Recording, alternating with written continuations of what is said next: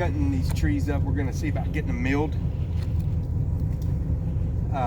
This tree, this is a twin tree. There's another tree right over there.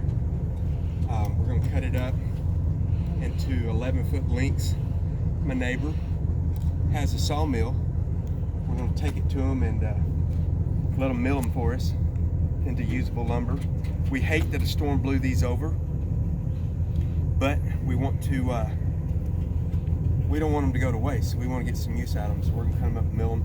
They're some big trees. They're scary. I'm not a big timber guy, lumberjack kind of thing, but I do have a farm saw and we know how to cut. So we cut it over there on that end. Moxie, she's a cockapoo. She wants to help. So we cut it over there. We just want to be precautious and safe. So it hadn't rolled off yet, so we got the chain hooked up to the truck, to the old farm truck. We're gonna see about pulling it. Trying to make it a little safer. Hopefully it won't be more dangerous. So this is our first deal. I did want to point out this has been attacked by pine beetles at some point. So we'll see what kind of lumber it makes. It'll be good lumber for for farm use. That's barring we get it cut down.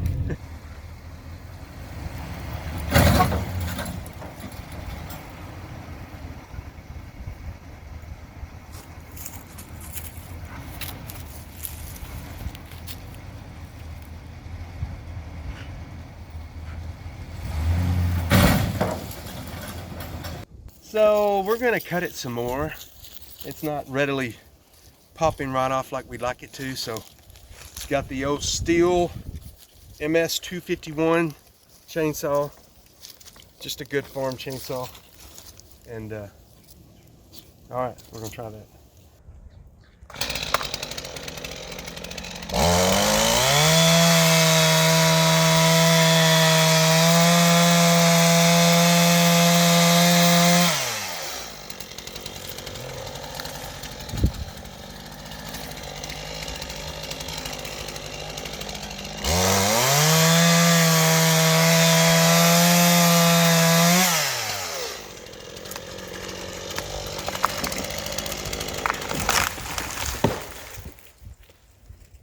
Well, there you go.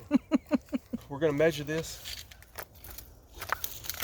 big tree here, and that's roughly about a 19-inch to 20-inch diameter. So we're going to get some good timber out of this.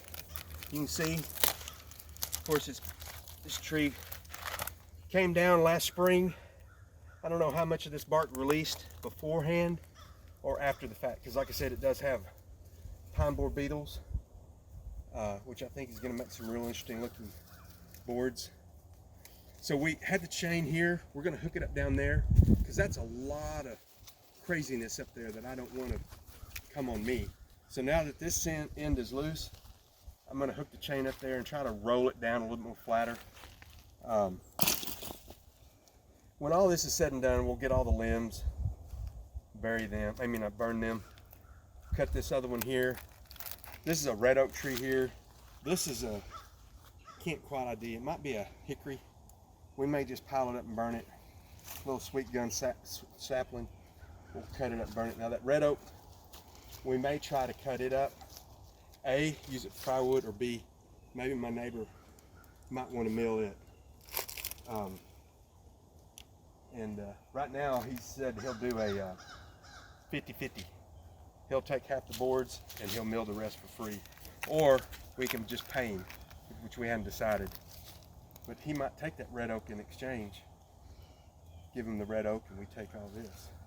But anyway, we have to cut the red oak to get to that tree there.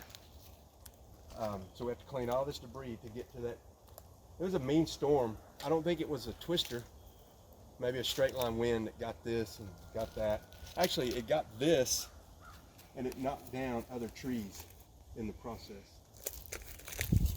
We've had a lot of droughts in the past, well, since 2011. 2011 was the granddaddy drought. So We still have some more pines here. What happens is, as canopies start reducing, these trees that were used to a full-grown tree being there are now absent of that. And so it creates a lot more sun in these missing, like you see these limbs are missing on this side because these trees were here. Well, now all of a sudden it gets full sun, and typically what happens is those trees stand a good risk of disease and dying. So you lose these trees, but it ends up affecting the other trees. So it's a vicious cycle we're in, all due to droughts. Anyway, we're gonna hook up over here and try pulling.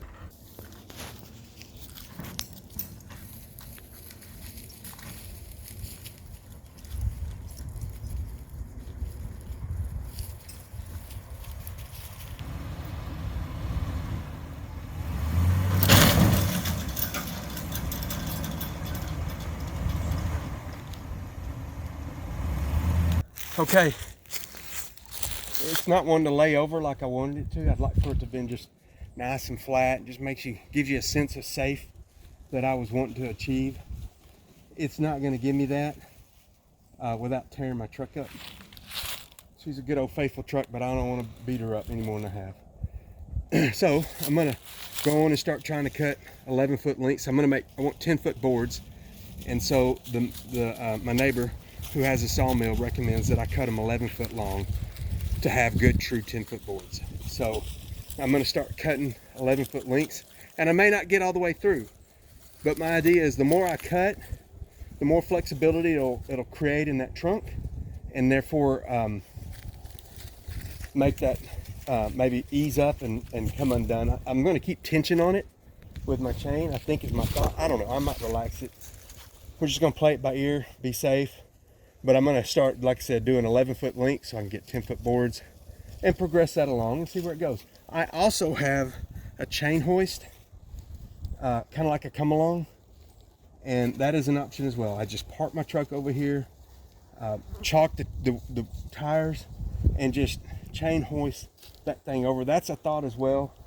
But I think I'm going to try cutting some of these and see where that gets me. And we'll go from there.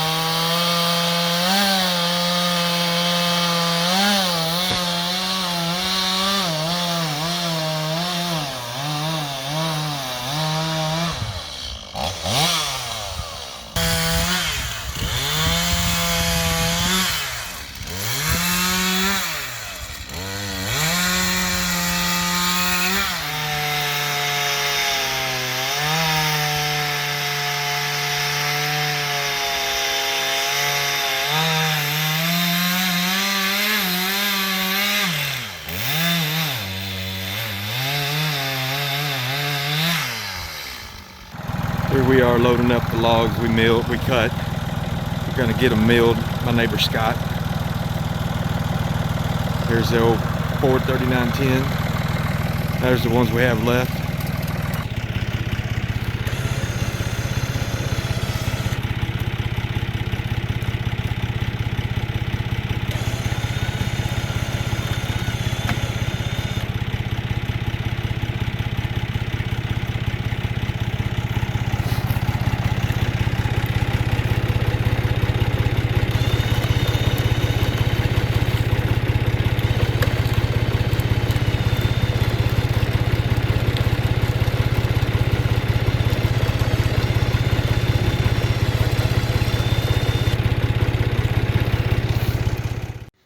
Okay guys, I'm gonna wrap this video up with burning the pile from the dead tree harvest. It's been a couple of month long process. Progress was slow because I tried to do it during winter break, and darn if I didn't get sick, and took about a week out, and that was about a week, so we didn't get a whole lot done. Pretty evening, isn't it? You see all the winter grass starting to come up real nice. I don't know if you can see it, but there's the pile walking right there. We've gotten several boards out of the dead trees when we harvested them. Can't speak. Still have 2 big logs that my neighbor Scott's still working on at this point. We're gonna cut this video up into 2 videos. The next video will kind of detail more him. We got some footage of him actually running his mill, and so that's pretty neat. And of course I got my trusty dog Moxie. But we're getting closer to that pile.